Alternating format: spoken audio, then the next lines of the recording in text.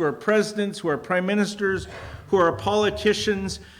The reality is that there are none among them who are not one of these two things. They are either the servant of the Lord or they are the instrument of the Lord. This is the doctrine of providence applied, and down through history you discover that. Even those who would mock God, who would declare themselves to be atheists, who say, I have no interest in God, I don't even believe he exists, even these are instruments of the Lord to bring about his purposes. And as we come to Jehu, we have to unwind this passage a little bit to understand what to do with it. There are 4 scenes here, and they're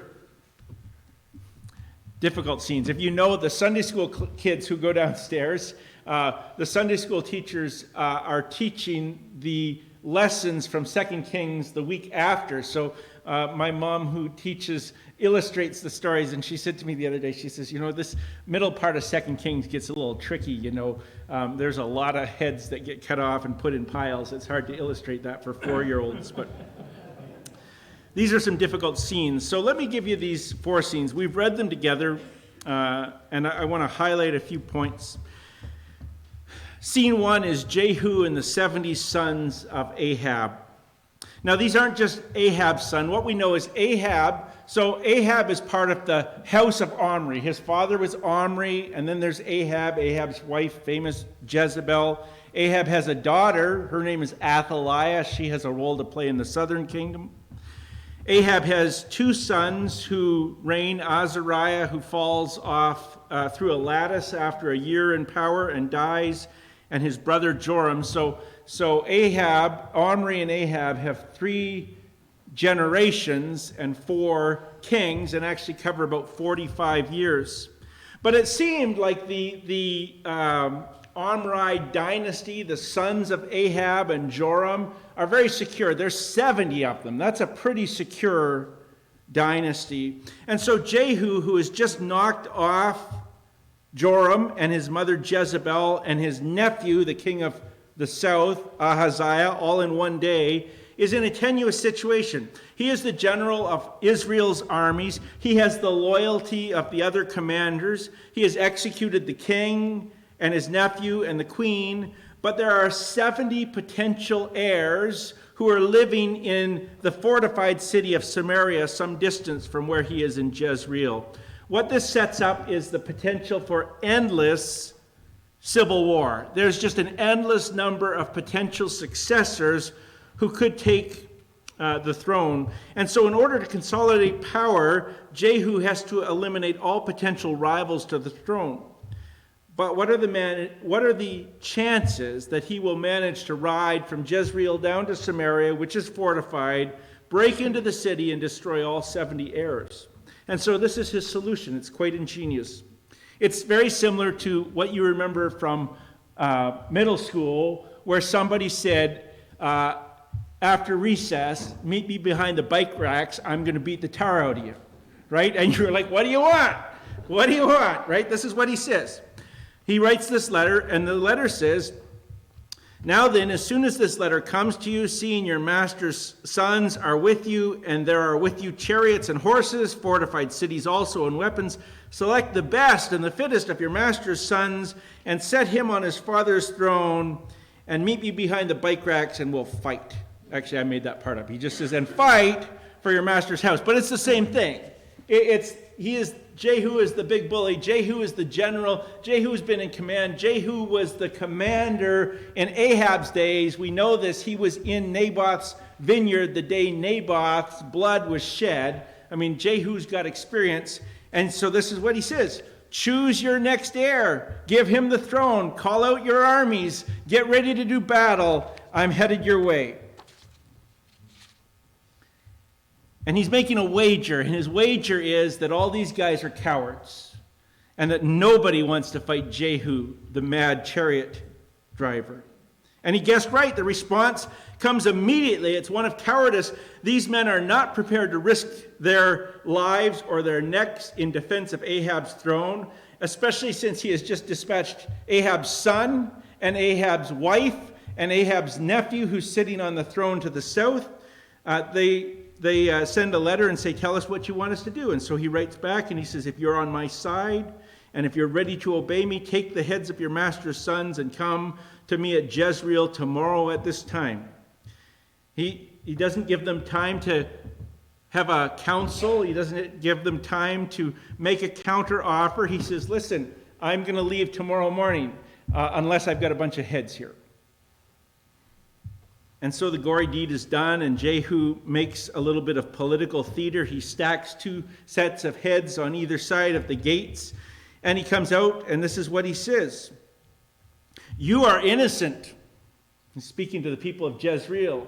You are innocent. I was the one who conspired against my master and killed him. But who struck down all these? He says, I'm innocent of this. He's not really innocent of that. This was a little bit of a bully move. But he's basically saying, hey, if the blood is on my hands, it's on the hands of everybody. Not only this, he points out the fact that all those who have any legitimate claim to the throne of the north are now dead, and their heads are stacked here. Know then that there shall fall to the earth nothing of the word of the Lord, which the Lord spoke concerning the house of Ahab, for the Lord has done what he said by his servant Elijah. I want you to think about that for a minute.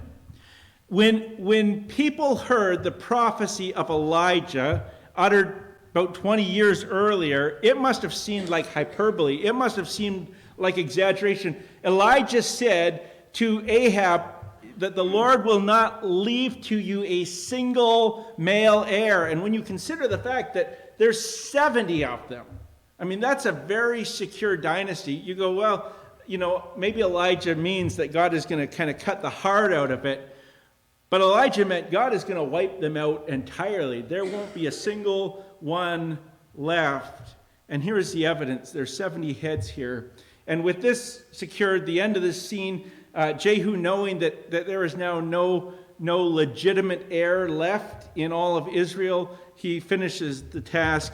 These men, I think, who were cowards, probably didn't have their own lives spared, because first he deals with the men of Jezreel and then he goes to Samaria.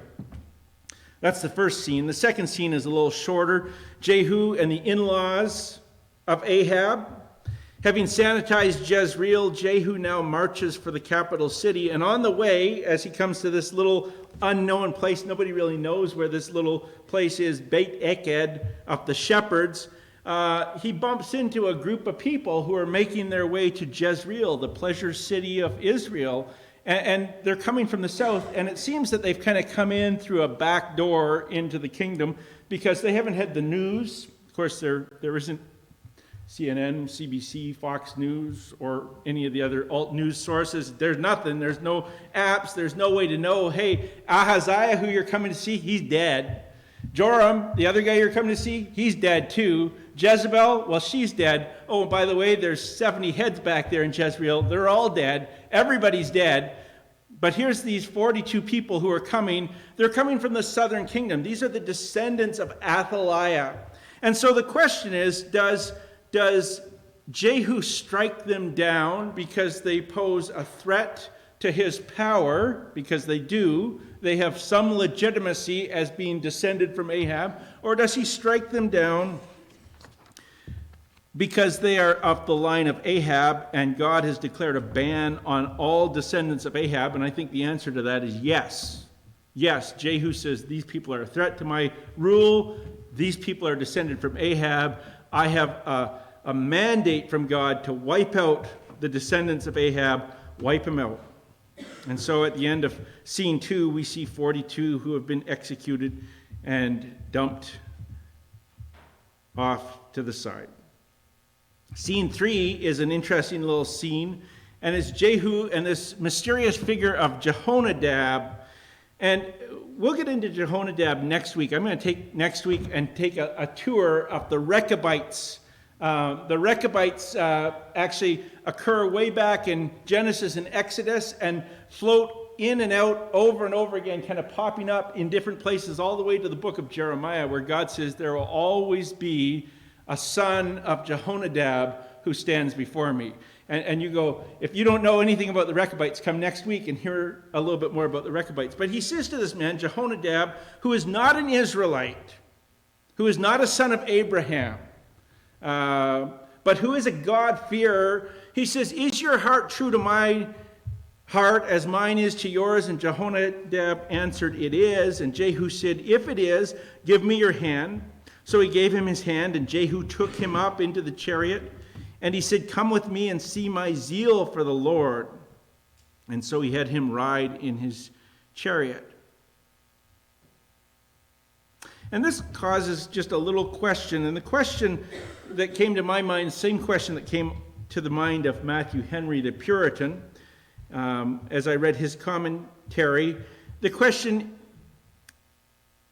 is Jehu really zealous for the Lord?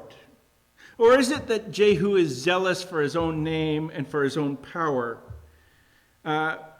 And this is what Matthew Henry writes. He says there's two issues that are here that lead us to consider perhaps this zeal is not as it would seem. The first is this, that he boasted of his zeal as if God and man were indebted to him. Jehu boasts in a way that almost says, not I am God's chosen man, but God's lucky to have me. I'm doing what God couldn't do. But the second that Matthew Henry raises is the deeper one. And this is in Matthew Henry's own words. He says, he desired it might be seen and taken notice of. That is, the zeal for the Lord might be seen and taken notice of, like the Pharisees, who did all to be seen of men. An upright heart approves itself to God and covets no more than his acceptance. If we aim at the applause of men and make their praise our highest end, we are on a false bottom. Be that as it may, Jehonadab recognizes something in Jehu and says, we both have the same goal here. At least some of your goals are the same as my goals. And so he gets up and he rides with him the rest of the way to Samaria, which is where the fourth and final scene in our chapter takes place. And it's another scene of political intrigue. Jehu announces that if Ahab had served Baal a little, and he didn't, he served him a lot, but he says, if Ahab served Baal a little, I will serve him much. And this is welcome news to the Baal worshippers, because Baal worship has really kind of been on hard times since the days of Elijah. Elijah, you'll remember, at Mount Carmel, the great competition, built 2 altars. The prophets of Baal built one and tried to call down fire and cut themselves with knives and tried all day and had no results. And Elijah, who built one and had it poured over with water, simply leans in and prays to the Lord, and fire comes down and consumes the whole thing. And at the end of that day, Elijah took and executed all 400 of the prophets of Baal. And Jezebel wasn't very happy with that, but that's another sermon. But we know that by the time of Joram is starting to bend a little bit, and Joram does away with some of the Baal worship, but not all of it. So Baal worship has kind of been declining a little bit in the north, and now all of a sudden Ahab shows up and says, hey, if Ahab liked you guys a little bit, I like you a lot. If Ahab worshiped Baal a little bit, I'm going to worship Baal a lot. If Ahab had some little celebrations for Baal, I'm going to have some big celebrations for Baal. Let's get out the fireworks. Let's have a big sacrifice. And then he goes on to say, let everybody come. I am the new king. If you're a worshiper of Baal, you dare not come. If you don't come, it's your life. We're going to have a sacrifice. Show yourself faithful. He brings out robes. He says, here's a robe for everybody. It's like wearing a great big bullseye on you, really, when you figure out what he's up to here. Jehu is putting a bullseye on every worshiper of Baal. Here is a great costume for you to wear. Here's a special hat that you can put on your head. Check now. Make sure that nobody snuck in. We don't want any of those sneaky worshipers of Yahweh in here to see our sacrifice. And unbeknownst to everybody, he has stationed 80 men outside, and he said, listen, everybody wearing a bullseye, take them out. They're not getting out of here alive. And the Hebrew actually says, the word that is used here when it says that the temple of Baal was full from end to end, is from rim to rim, like you know how when you fill a cup, and you fill it to the point that it's kind of got that little bubble in the top. He says that this is every Baal worshiper that could be found in the northern kingdom has shown up and Jehonadab and Jehu go in. They offer their great sacrifice, but unbeknownst to the worshipers of Baal, that sacrifice is not the great sacrifice he intends. The great sacrifice is the sacrifice of all the Baal worshipers. And so Jehonadab and Jehu are the last two to walk alive out of the temple of Baal. Everybody else is taken down. And when the slaughter is done, the pillars of the temple are burned, the idols of Baal are destroyed, and just to ensure that nobody ever thinks to make that a house of worship, they turn it into the public washrooms of Samaria. And in this way we see the end that is brought to Ahab and all that he had accomplished in 45 years in the northern kingdom. Ahab came, Omri came and established his kingdom. Ahab was the peak of that kingdom. Ahab had introduced Baal worship along with Jezebel. Ahab is gone, Jezebel is gone, Joram is gone, 70 sons are gone, all of his nobles are gone, all of his friends are gone, all of the Baal worshippers are gone. The things that Elijah has prophesied have come to be. And now we must ask the question, is Jehu the servant of the Lord or merely the instrument of the Lord? Now, wake up for a minute because we shift gears here for a moment to ask a couple questions. There are theological traditions that really struggle with passages like this. I think particularly of my Anabaptist brothers who just do not have a section in their theology for violence at all. And I don't know what they do I do sort of know what they do because I've had some conversations. And they end up with this conflicted idea of a God of the Old Testament and a God of the New Testament. And I want to show you that is not so, that God is able to stand among the strife and the ruin of these great moments of violence. And that's a good thing. Because even though we live in a country and in a time where these things seem so almost inconceivable, understand we have not lived long in that time. It is not long ago, even in the English-speaking world, that great amounts of blood were shed. You only have to go back a couple hundred years, but you don't even have to go back that far as the Western world goes. The governments of the USSR shed massive amounts of blood. The governments of Adolf Hitler shed massive amounts of blood. And if you don't have a theology that accounts for violence in it, you've got a broken theology. And so when we come to ask the question, is Jehu the instrument of the Lord's wrath, or is Jehu a servant of the Lord? One of the questions we ask is, does the violence tell us anything? And let me say this. Assyria, the Assyrians, who never thought of themselves as the servants of the Lord, were idolaters and fairly wicked people. God says, these people are my instrument. This is what I mean by instrument. This is what he says in Isaiah chapter 10. This is only one of many passages. Isaiah chapter 10, verse 5. Woe to Assyria, the rod of my anger, the staff in their hands is my fury. Against a godless nation I send him, and against the people of my wrath I command him to take spoil and seize plunder and to tread them down like mire in the streets. So understand this. God says Assyria, this wicked group of people, is still this violence. This is the rod in my hands. These are the instruments of the Lord. Here is what he says about Babylon in Jeremiah chapter 25, verse 8. Therefore, thus says the Lord of hosts, because you have not obeyed my words, behold, I will send for all the tribes of the north, declares the Lord, and for Nebuchadnezzar, the king of Babylon, my servant. And I will bring them against this land and its inhabitants, and against all these surrounding nations. I will devote them to destruction and make them a horror, a hissing, and everlasting desolation. Moreover, I will banish them from the voice of mirth and the voice of gladness, the voice of the bridegroom and the voice of the bride, the grinding of the millstone and the light of the lamp. The whole land shall become a ruin and a waste, and these nations shall serve the king of Babylon for 70 years. There are times when God's uses great violence at the hands of wicked people who have no regard for God at all. And in doing that, he is using those people as his instrument for judgment. But we also see, and I want you to see this, that there are those who are faithful and godly men who God uses, and women, frankly. Next week, you'll hear a little bit about Jael, who's one of the Rechabites, who plunges a tent peg through somebody's head, but more fun for the Sunday school.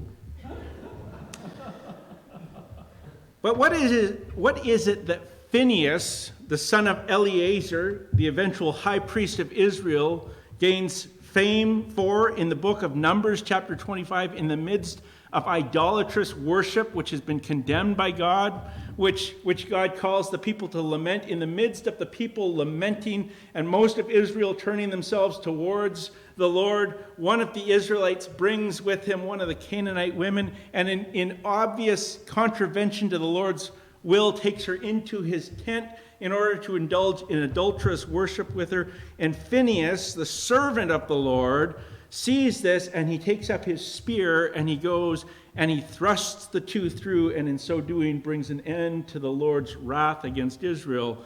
It's a moment of God-inspired violence by a servant of the Lord. What are the Levites famous for? The Levites, who had been on the outs ever since their forefather Levi did a wretched thing with his mother's wife, and Abraham said, "Cursed be Levi." The Levites have existed as this tribe. What is it that redeems the Levites in the Lord's eyes? Is on the day when the golden calf is made and the people enter into idolatrous worship. Moses says, "Who is on the Lord's side?" And the Levites say, "Well, that's us." And he says, "Then strap on your swords and take out the idolaters." And the Levites are elevated to holy guardians of the temple because of their role in wiping out the idolaters. And even if you go, well, that's just the Old Testament, in the New Testament, the moment when these words are spoken of Jesus, zeal for the Lord will consume him. Do you know what's happening? What is it that Jesus does? It's when Jesus takes a whip and drives the money changers out of the temple, turning over their table.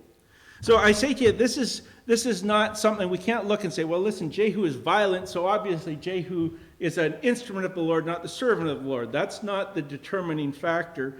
And here's one other thing I would have you take with you from this. These moments of violence, I don't think these are prescriptive. We don't read these things and say, this is how Jehu conducted himself. We too should get stacks of heads and put them outside of our church building. I don't think that's a very good evangelistic tool, and I don't think that's what this passage is telling us. But I tell you what Matthew Henry says, and I think he's right, is that this does serve to point us to the final judgments, which will be a place of horrific violence, where God finally metes out the justice that awaits. And right now, his grace is patient, not wanting any to fall, but all to come to repentance. Here's where I think the real question is answered. Is this really zeal for the Lord, or is it zeal for Jehu's power and reputation?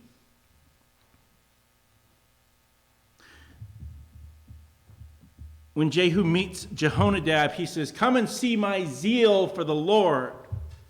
And then they go and see, and what they see is the wiping out of idolatry in Samaria. And that is zeal for the Lord. But it's interesting, in verse 29 and verse 31, we get the word "but" that comes up. That word "but" is an exception. Verse 28 and 29 says this. Chapter 10, verse 28 says, "Thus Jehu wiped out Baal from Israel, but Jehu did not turn aside from the sins of Jeroboam, the son of Nebat, which he made Israel to sin." That is the golden calves that were in Bethel and in Dan. Look again at verse 31. "But Jehu was not careful to walk in the law of the Lord, the God of Israel, with all his heart. He did not turn from his sin, the sins of Jeroboam, which he made Israel to sin. In those days, the Lord began to cut off parts of Israel, and he uses another instrument of the Lord, Hazel, to cut off parts of Israel. Brothers and sisters, I want to say to you that Jehu receives commendation from the Lord for the things that he does in fulfilling God's prophecy. And God says to him, I will give to you 4 generations. And so there is some blessing that comes from the Lord. Omri and Ahab had 45 years. Jehu will have 120 years with his 3 sons after him. So there is some blessing that comes from the Lord, but it is not an unmixed blessing. It comes with an exception, a but. The evidence that a person is a servant of the Lord is that that person is not only known by what they oppose, but what they endorse, what they are in favor of. They are known not only by how valiantly and boldly they oppose wickedness and sinfulness and idolatry, but how ferociously they pursue righteousness. And I think this is where at least some of the application of this passage comes when you say, what does this passage mean for us today? I think there's a caution here as we look at the various different leaders that emerge in our world. Very often it's not uncommon to find people who are trying to get the church to get up into the chariot with them, ride with me, see my zeal for the Lord. And the question that I want to constantly ask is this person zealous for the Lord, or is this person zealous for their power, and they're looking for people who will prop them up? It is something that we must be very cautious of when we have people like Jehu that are willing to wipe out certain things that we want to see wiped out and dealt with, but are not willing to go all the way through and saying, I'm righteous for the Lord and I'm zealous for the Lord. This is what zeal for the Lord looks like. Let me give you just a little passage here. And I'll say this, if you're a politician, and I think we need godly Christians who will go into politics, but if you're going to be zealous for the Lord, you may not get elected. You might. God does some pretty amazing things. There are some points in history. I could give you names of Christians in politics who for many years had no success at all, and then all of a sudden God elevated them and they had dramatic success. But not in the way of Jehu, who is a mixed blessing. This is Psalm 15. And if you want to know what zeal for the Lord looks like, I think this wraps it up pretty well. O Lord, who shall sojourn in your tent, and who shall dwell on your holy hill? He who walks blamelessly and does what is right and speaks truth in his heart and does not slander with his tongue and does no evil to his neighbor, nor takes up a reproach against his friend, in whose eye a vile person is despised, but who honors those who fear the Lord, who swears to his own hurt and does not change, who does not put out his money at interest and does not take a bribe against the innocent. He who does these things shall never be moved. You know, as I lay this out and I ask Jehu to stand beside it, there are a number of places here where Jehu doesn't meet the measure of a man who is zealous for the Lord. Does the Lord bless Jehu? Yes, he does. But it's a temporal blessing. And so it is, I think there are many people who will receive some sort of temporal blessing from the Lord. The Assyrians received some temporal blessing from the Lord. The Lord gave them time to rule. The Babylonians received some temporal blessing from the Lord. The Lord gave them time to rule. There are people who the Lord raises up and gives time to rule. The person who matches the description here in Psalm 15, many of them will not receive very much in this temporal age at all, but they will receive glory in eternity. And so when it comes to asking the question, in whose chariot will I ride? And here I speak to you, but I'm particularly speaking of me, lest you go, why does the pastor of Walsh not ride in the chariots of certain politicians? It's because I don't believe that they're the servants of the Lord. I think they're the instruments of the Lord, but I think we need to be wary of how closely we align ourselves with people who want to hold a Bible but don't want to obey all that it says. In the end, I say this: we see in Jesus what a true servant of the Lord looks like. He is a suffering servant, a servant afflicted and rejected, a servant crucified, but ultimately a servant glorified and elevated to the place of final judge. True zeal for the Lord does not follow any particular party line, but follows biblical lines. And when we find the person who is zealous for the Lord, they will not compromise on those things. Let's close with prayer. Father, Lord, we're living in difficult times. We're living in times of many, many political voices.